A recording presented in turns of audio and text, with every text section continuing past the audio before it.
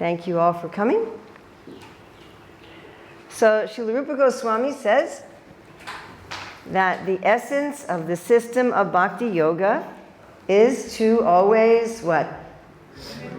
Always remember Krishna. So there are many paths to enlightenment.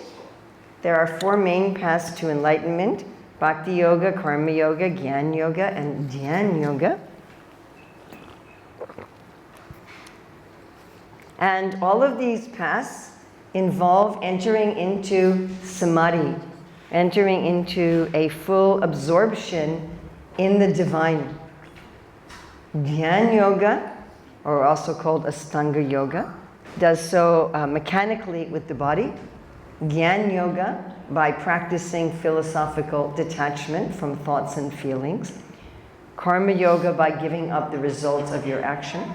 And Bhakti Yoga through love. Because the easiest way to become absorbed in anything is when we care about it. Am I correct? Right? If you just got a new phone or a new car and you care about it, you may be thinking about it all the time. And that's just an object. What to speak of if there's a person? So when people, are newly in romantic love, they're constantly thinking about their beloved. Am I correct? They're driving, they're eating, they're working, they're solving a complicated mathematical problem, but they're always thinking about their beloved. Or you have a little newborn baby, and you're always thinking about your beloved. So that's, if we do that with the divine, that is full enlightenment. Maybe you guys could all put your phones on vibrate. I just did that with my phone, so maybe you could all do that. That would be nice.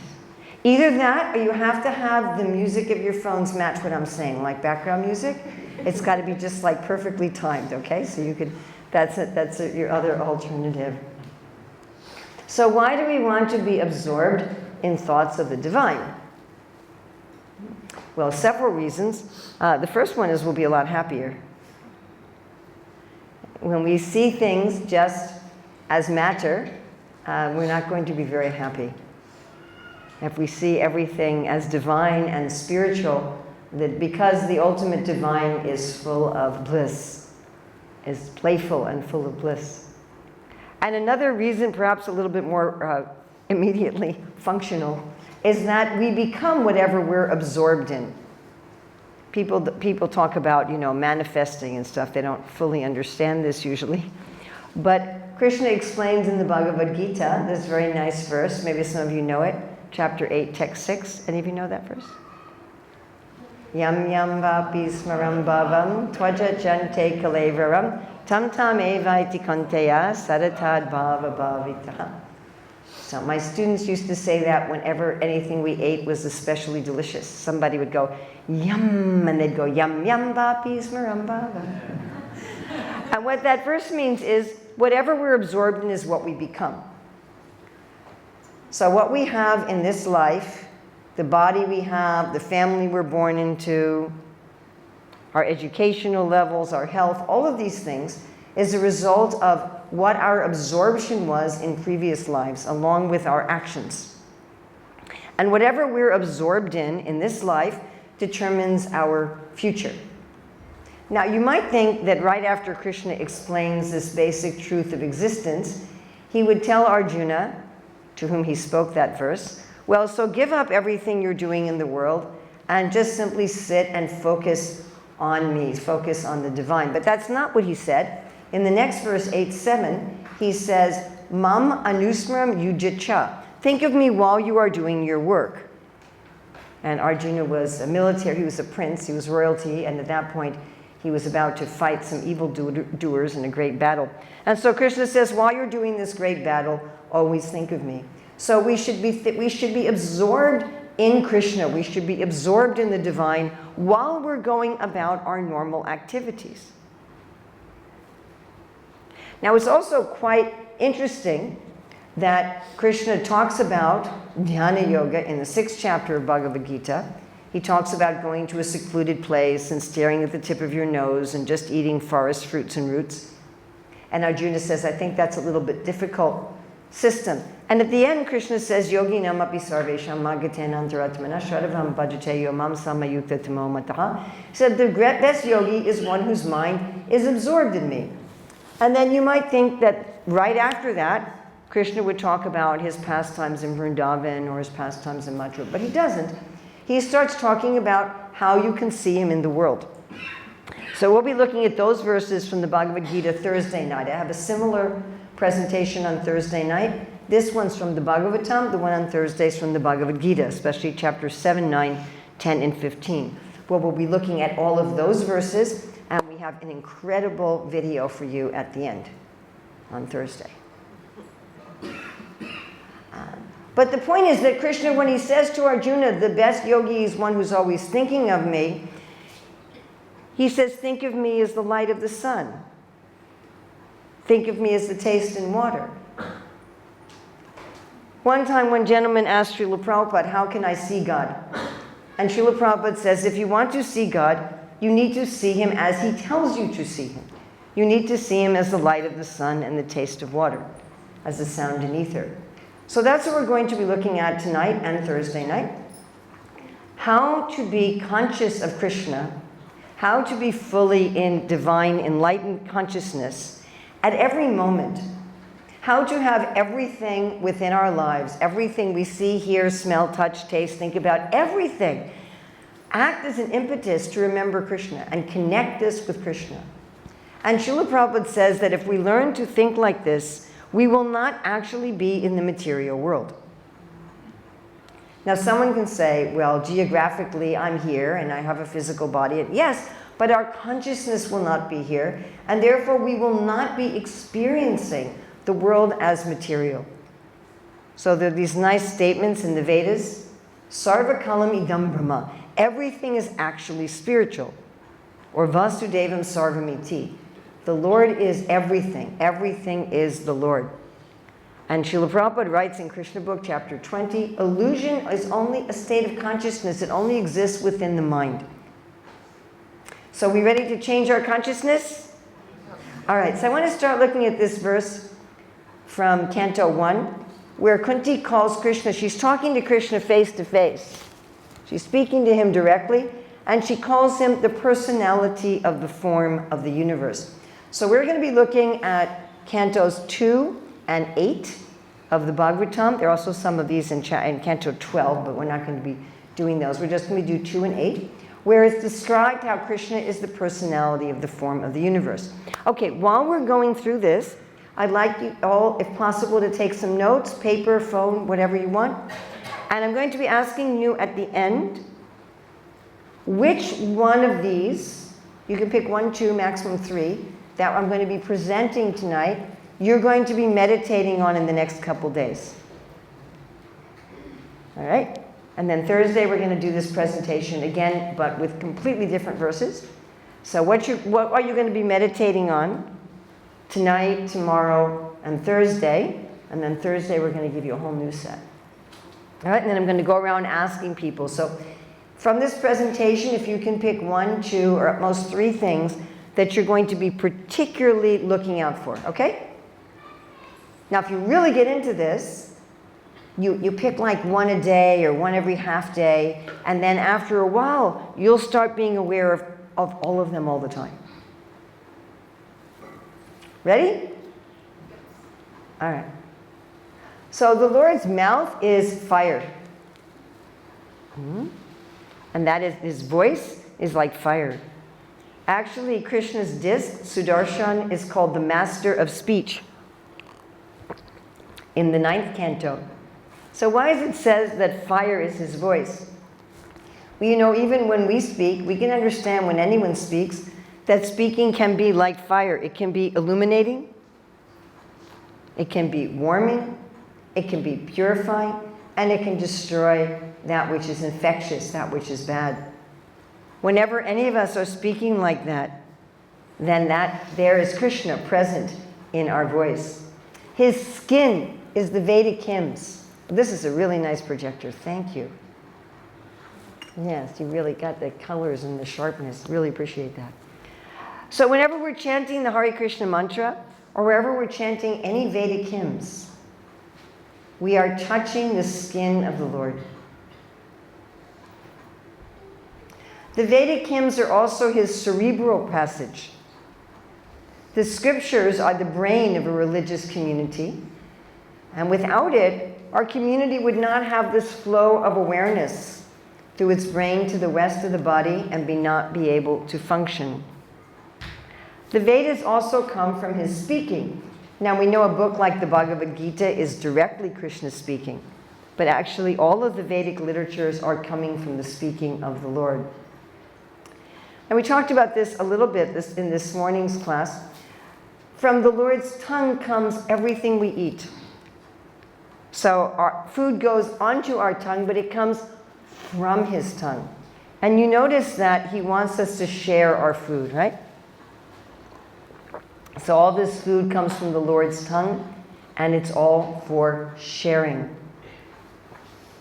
And then the rasa, the juice, the essence of everything, the real pleasure of everything is on his tongue. Whatever pleasures anyone enjoys in this world, this juice, this essence, is coming from Krishna's tongue. There's such a nice description. One of our great previous teachers, one of our great acharyas named Vishwanath Chakravarti Thakur, wrote this book called Madhurya Kadambini.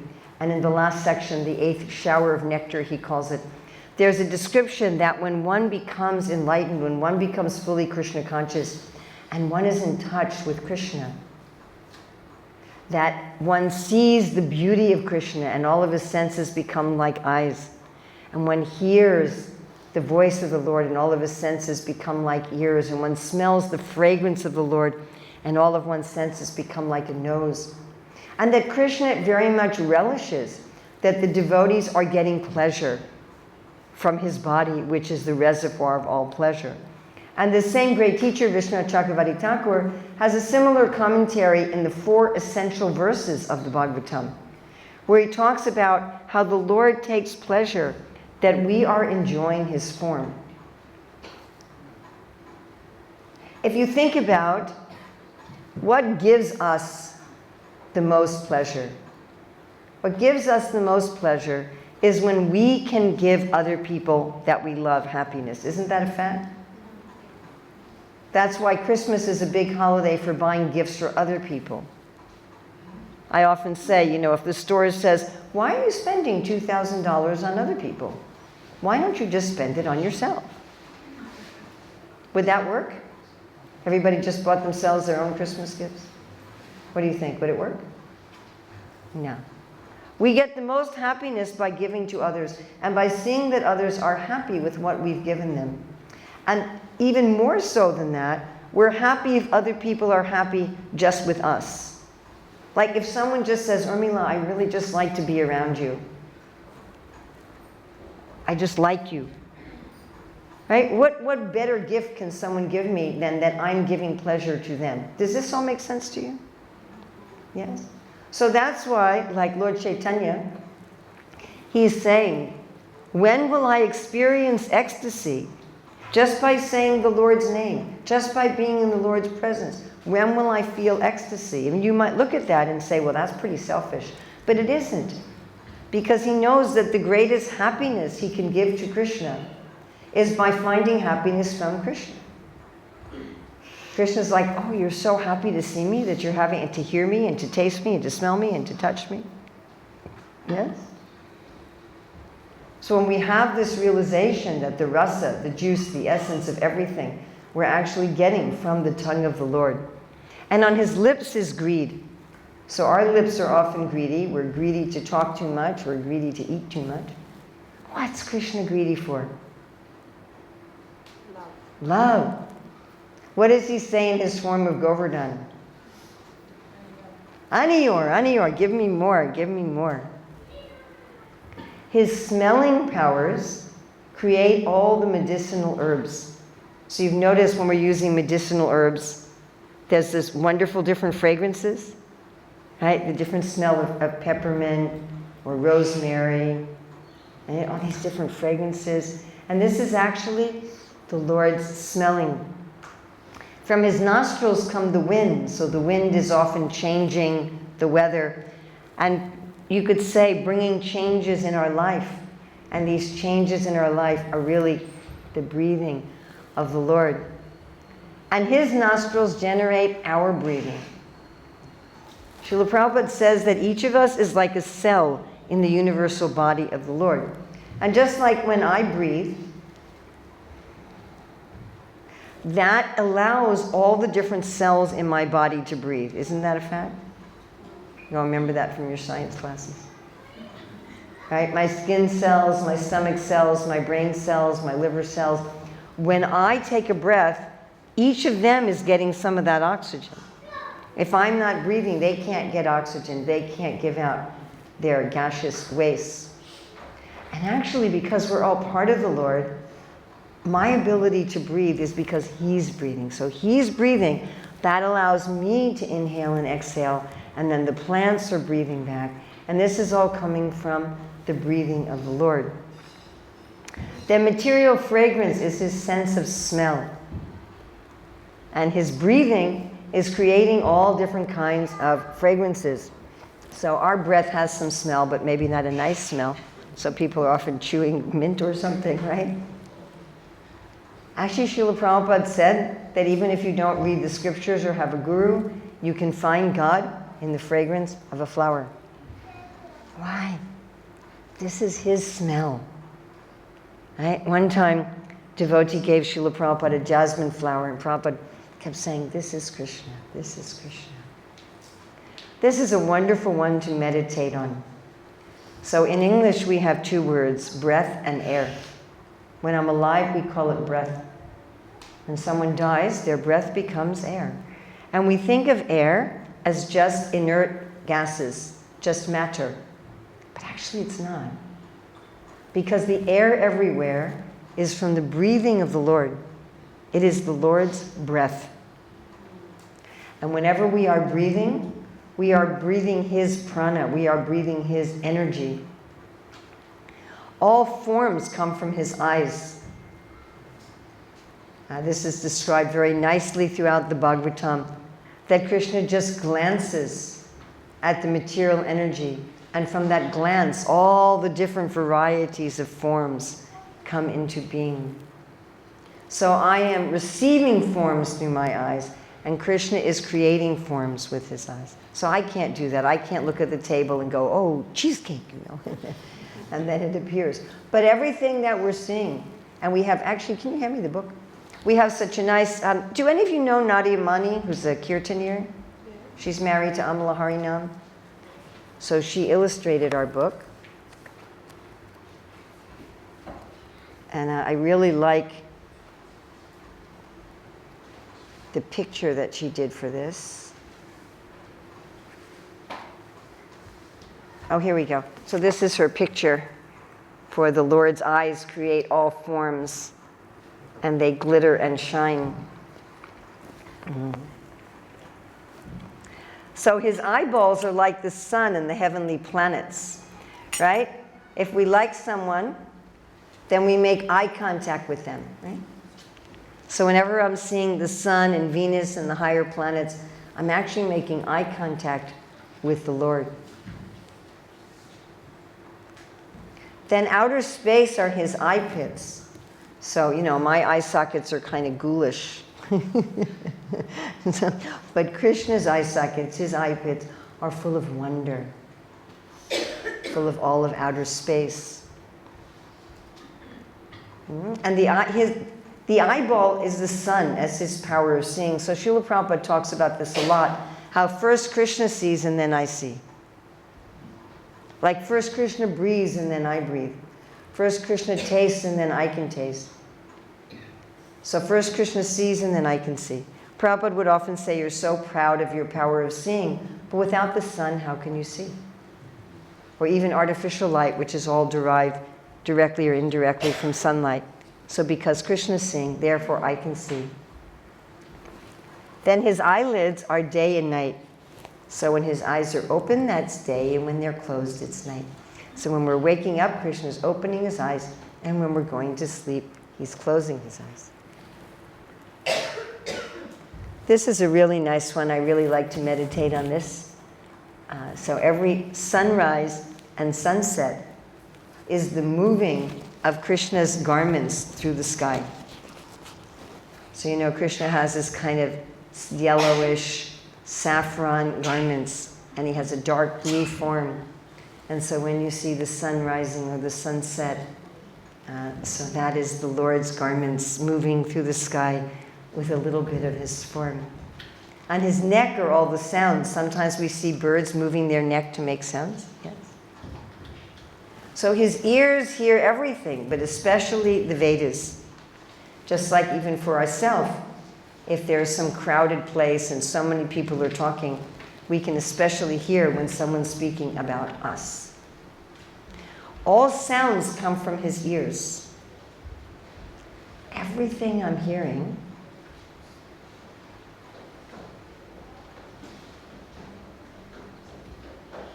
all those sounds, that's all coming from his ears. And all of the space in which sound is transmitted.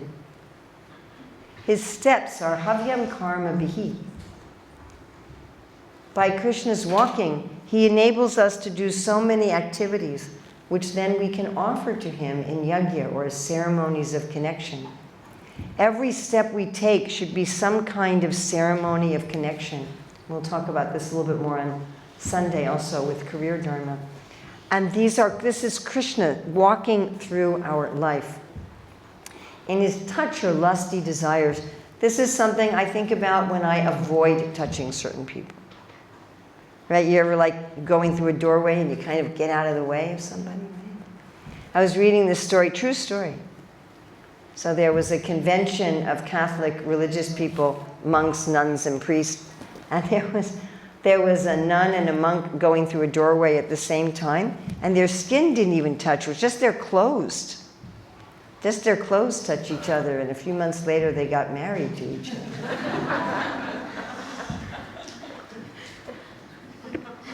It's a true story, I'm not making this up. Okay. The hairs on his body are the source of all vegetation. And the trees are the hairs. This is a picture of Govardhan, by the way. And the trees are all the hairs on his body. This is also something I like to think about a lot. Generally, whenever we walk outside, there are trees. And they are the hairs on his body. Do you ever have a little insect walk on your arm? And you can kind of feel it walking on the hairs of your arm. So I think like that when I'm walking among the trees, I'm just like some little being walking. You know, I feel very close to Krishna that I'm walking on his body. I don't think he minds, like I don't mind some little buggy walking on my arm, usually anyway, I don't mind. Then the clouds in the sky, they're the hairs on his head. So of course Krishna's hair is blackish, and often the clouds are blackish, but also many times the clouds are white. So when does Krishna's hair look whitish?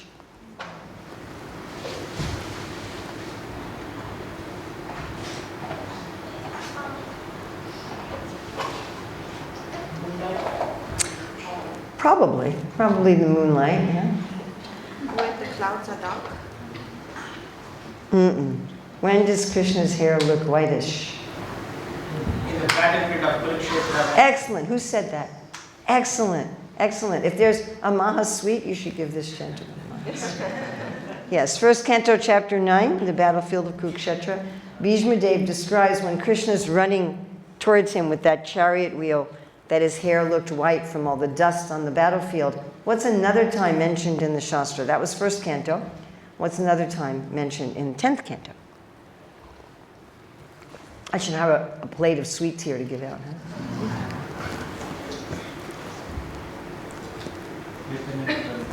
Returning from the forest. Yes, excellent. This gentleman also should get a Mahasweet. Returning from the forest, when Krishna comes back to the village in the afternoon, and then it's also from dust. It's from the dust of the cows. So when you see the white clouds, you can think how Krishna's on the battlefield or how Krishna's returning in the afternoon, and his hair gets dusty. And all of the different medicines are the hairs. So we know that they have their potency from Krishna's breathing. So they're his hairs. It's like he breathes on his hairs. And then those are all of our medicines. And you know what it's like when we feel sick and we take some medicine and it makes us feel better. That's because it's Krishna's hairs and his breathing. On his nails is electricity. So whenever you turn on, by the way, I'm happy to share this PowerPoint with anyone who wants it. So you can take as many pictures as you like, but I'll also share the PowerPoint with you. And if you want to go deeply into this, we have an illustrated book, so you're all set here. Okay. We don't have that many copies here, but if we run out, they are on Amazon also. So. All right, so on his nails is electricity. So whenever you turn on your phone, you turn on the light switch. That's like Krishna's nails. It's touching that, making the electricity. And also the horse, mule, camel, and elephant are on his nails. Now, I don't think in Melbourne we use these animals much for work. I don't think so. Of course, in the older human society, these were the working animals. And just like our nails, right, they're kind of like tools that we use for work. Oh, this is a fun one. So on his nails were all the stones.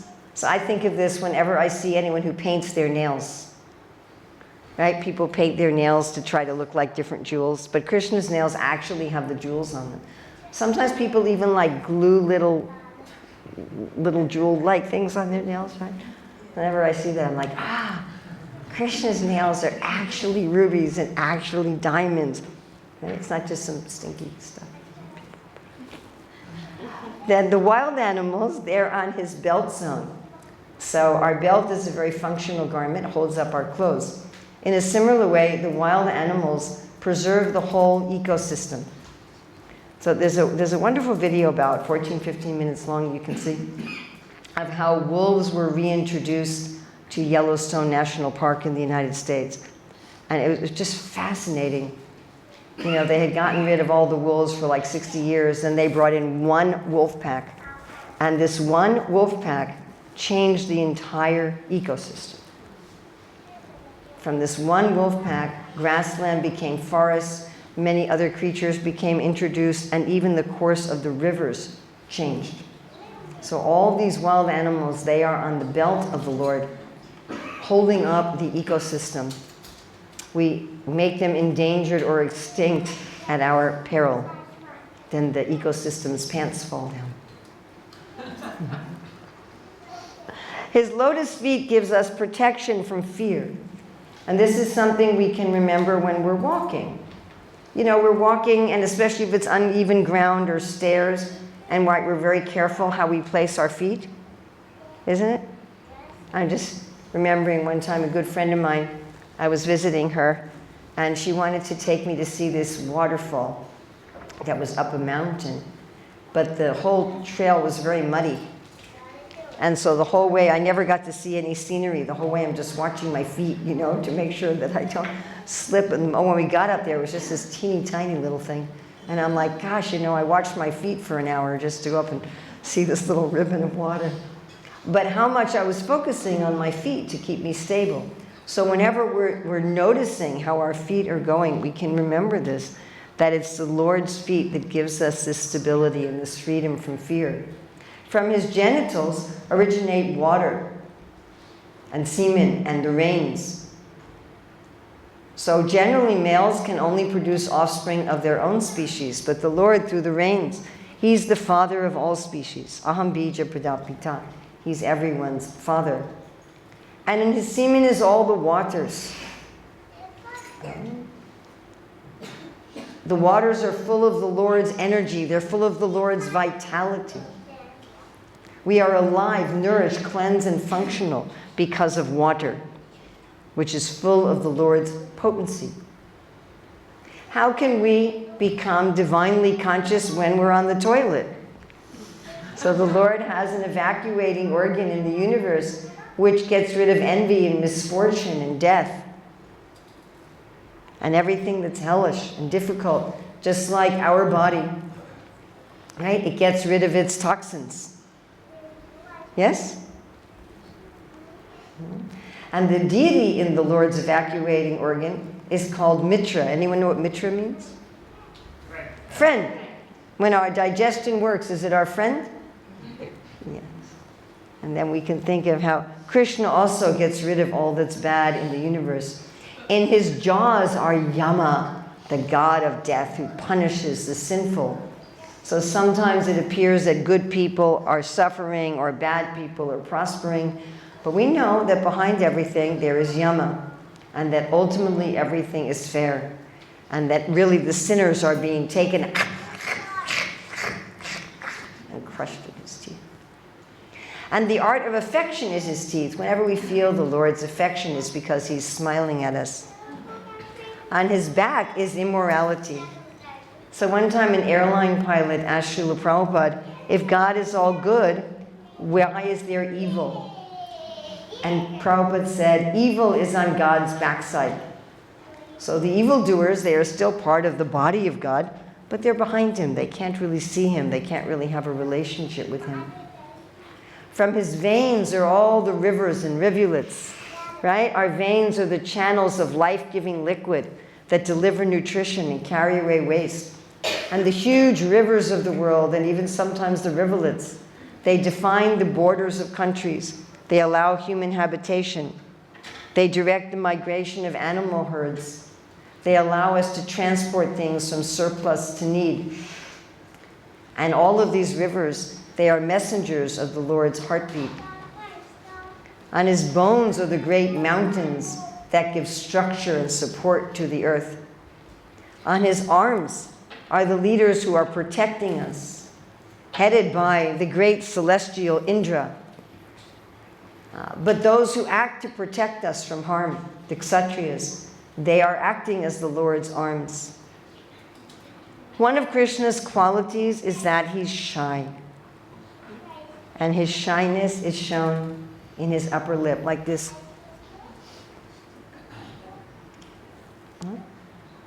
That's why atheists can look at creation and not see God, because he's shy. He's kind of like an artist who didn't sign his painting. And desire, hankering, is his chin. Like sometimes little children, when they want something, they do this, right? I want that. So what does Krishna want? He wants love. Yeah? On his heart is dharma, real religion, authenticity. Whenever we are following our dharma, we are next to the heart of the Lord. And there on his chest are pleasing words that are truthful. It's easy to speak harsh truths, but when we can speak truth in a way that is pleasing and enlightening, then we are being held to the chest of the Lord, right next to his heart of Dharma, and also right next to the goddess of fortune. And on the Lord's bosom are the stars. So sometimes we see Krishna wearing sparkling necklaces that look like stars, or he puts such necklaces on those he loves. And when we see the stars sparkling in the sky, we can understand these are his necklaces. So this is a nice one for Melbourne. The ocean is his waist. So Krishna is always dancing, right? When you go to the ocean, you see the way. He has three lines, three like little folds of skin by his waist. And when you see the currents and the eddies and the waves in the ocean, that is Krishna's dancing. And just like our waist, it joins together our upper and lower bodies. So the ocean is joining together various pieces of land. The passing ages are his movement, right? As we go in this life through our various ages, as we grow up from being little children to being teenagers, to being young adults and middle-aged and old, this is the Lord actually walking through our life. The main cause of this creation is his intelligence. So I think in every religion and every spiritual movement, they understand this. There's this term intelligent design, that we can look at the world and we see in everything, there had to be a really intelligent person behind all of this. And in his intelligence are the highest celestial beings and the saintly persons. Whenever we are hearing from saintly persons, we are in touch with the Lord's intelligence. And his mind is the moon. Now the moon appears to be changing, and sometimes we may think that Krishna's mind is changing. We might think, oh, now he likes me, now he doesn't like me. But actually, although the moon appears to be changing, it's always constant. Similarly, Krishna's love for us, his affection, his care, even though the moon appears to be changing, is always constant. Rudra, Lord Shiva, anger, is his ego. Now this is interesting. I mean, the main evidence that we have of false ego is that we get angry. Now, we might like to say that we get angry on principle, and maybe sometimes, but generally when we get angry, it's because our false ego has been offended, or even nudged a little bit, you know. So we might wonder, how is it that the Lord has an ego that manifests as Rudra? But you know, anger doesn't have to come from just being offended. We can also be angry out of love, right? You see your child picks up some dangerous thing and you go, hey, put that down. So Krishna's anger as his ego is actually that of love. So this is a wonderful one to meditate on, because practically every day we are seeing or hearing birds. And these birds indicate his artistic sense. So in what way do birds show Krishna's artistic sense?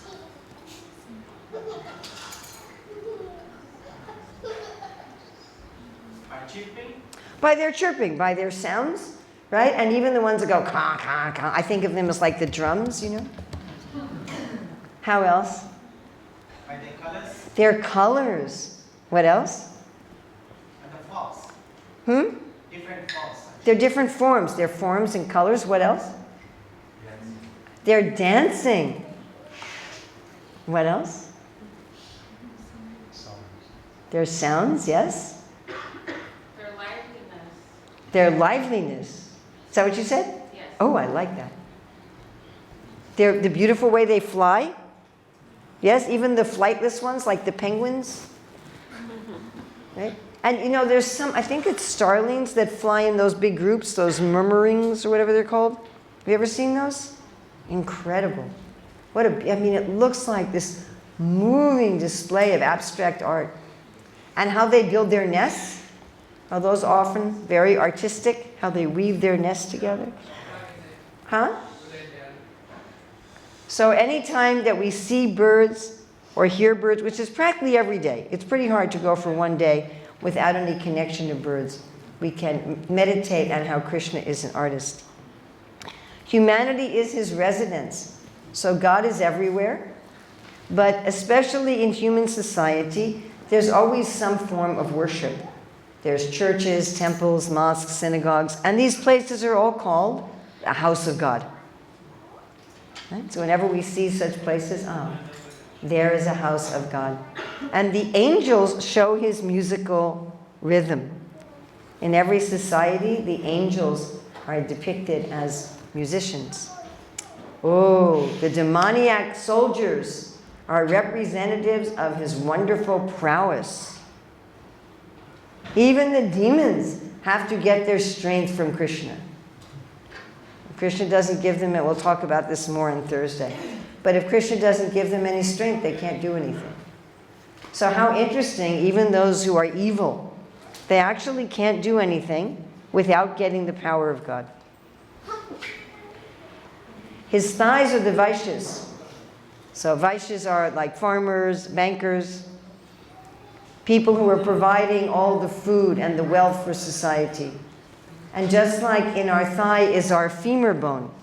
And our femur bone, you know, it's the largest bone in our body. So these people who are providing food, they're the support of the whole body. Just remember that all sounds come from? Where do sounds come from? Krishna's ears. All sounds come from Krishna's ears. Then the Shudras are under the protection of his feet. Craftspeople, artists, musicians, plumbers, electricians, all the people who make the world work, the people who make the world beautiful, the people who make the world full of pleasure, the people who make the world supportive, the people who have an attitude of service. We'll talk about this more on Sunday in Career Dharma. So they're especially under the protection of the Lord's feet, because without them, nothing could go on. In his navel is the sky.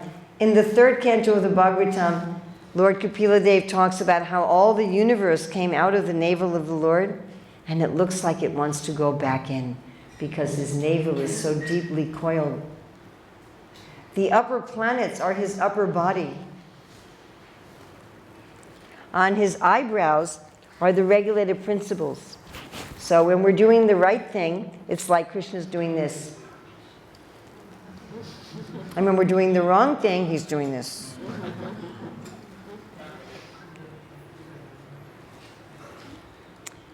And his anger is on his forehead. So, you know, sometimes when we're angry, our forehead gets kind of wrinkled. So I like to think, you know, if I get angry, I must be stuck in one of those wrinkles on his forehead. So I'm right there with the Lord, but I can't really see him very well. On his shadow was death. And you can say, how does Krishna have a shadow? He's fully effulgent. But when I turn from him, I create the shadow, and I experience death. And his smile is illusion. Of course, there's two kinds of illusion. There's the illusion where we don't see him.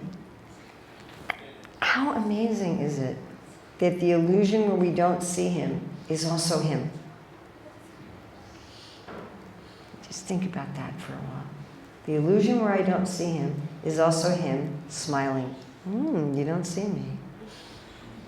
And then there's another kind of illusion, Yogamaya, where you do see him, but you see him just as your wonderful friend. You see him just as a member of your village, and you're not seeing him as a supreme being. And then all living entities are within his body. All right, so I'd like to ask each of you, which one of these are you going to be meditating on the next couple days? Somebody?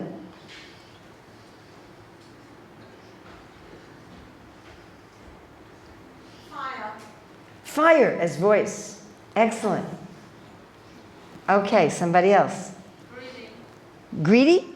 Breathing. Oh, breathing. Which one of the breathing ones? We had a whole bunch of them. Which produces the fragrance. Well, she has to say what she's going to do. Which one do you want to take for breathing? You want to think about it some more? We'll come back to you. And you want the breathing that creates the fragrance? Yeah. Or did you have another one too? Yes. What's your other one? His eyelids. Oh, the eyelids with day and night. Wonderful. Okay, somebody else. Yes. Oh, he's in his navel. In his navel. That the universe comes out and the whole sky is in his navel. When you're looking at the sky, you're actually looking inside the navel of the Lord. Isn't that cool? I like that one. That's the one I like to think about too. Okay, somebody else? Yeah? His waist. The ocean is his waist and he's dancing. Someone else? Yes? Reservoir of pleasure is body. Yeah, especially which part? Which part of his body is all the pleasure coming from? Anybody remember? His tongue. His tongue. All the rasas, all the pleasures coming from his tongue. Okay, somebody else? His lotus feet. His lotus feet are for protection from fear. Yes? The trees are the hair of his body. The trees are the hairs. That's a nice one. I'm walking along the hairs. Did you think of which breathing one you wanted yet? You like the fragrance one, yes. So whenever we're smelling the fragrances, that's the smell of the Lord's breath. Very nice. Okay, somebody else. Mind.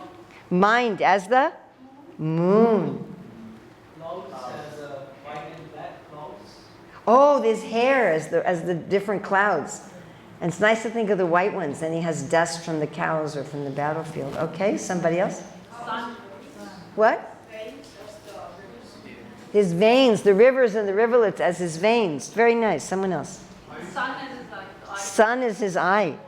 And the trees are his hair. The trees are his hair. Now, sun is his eye. You can think of in so many ways. That I'm making eye contact with the Lord. That because of the sun, I can see. Yes, okay. Ego, anger. Woohoo. Sound coming from his ears. Right? Sunrise and sunset as his moving garments. Excellent. Somebody else.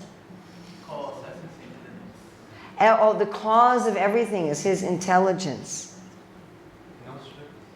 Nostrils, and which one?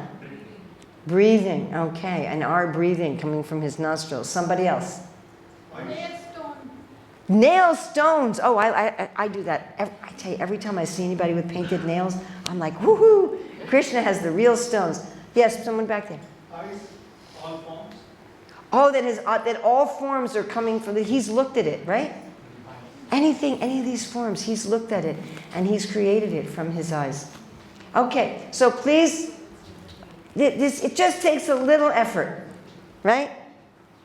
Just a little. This is called sadhana bhakti or abhyas yoga practice. So a little effort.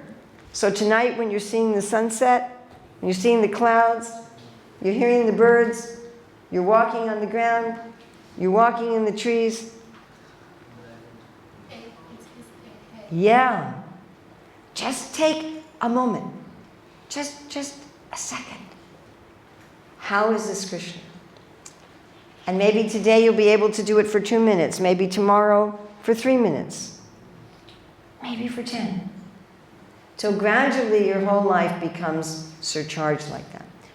Okay, so anyone who wants to go deeper, we do have this book. It's not the kind of book, I mean, you can if you want to, but it's not the kind of book like you sit down and you read it from cover to cover. It's the kind of book that you can just pick it up and look at the illustrations, or you can just pick up anywhere and just read one of the little paragraphs, and then have that be informing your day. Those of you who have kids, it's the kind of thing you can read with your kids. Yes? And maybe this can be a springboard to your own meditations and how you want to take these different things that the Bhagavatam says and find Krishna in the world. And of course, if you're enjoying this from the Bhagavatam, we have many, many volumes of the Bhagavatam itself. When I was in Auckland, after I gave this presentation, someone went and bought a whole set of Bhagavatams. So we have those available if you really want to find the divine everywhere. And Krishna willing, we'll be having a similar class to this on Thursday, but from the Bhagavad Gita verses. So that one's a little longer than this. And then we also have a really, really cool movie at the end. So thank you very much. Hare Krishna.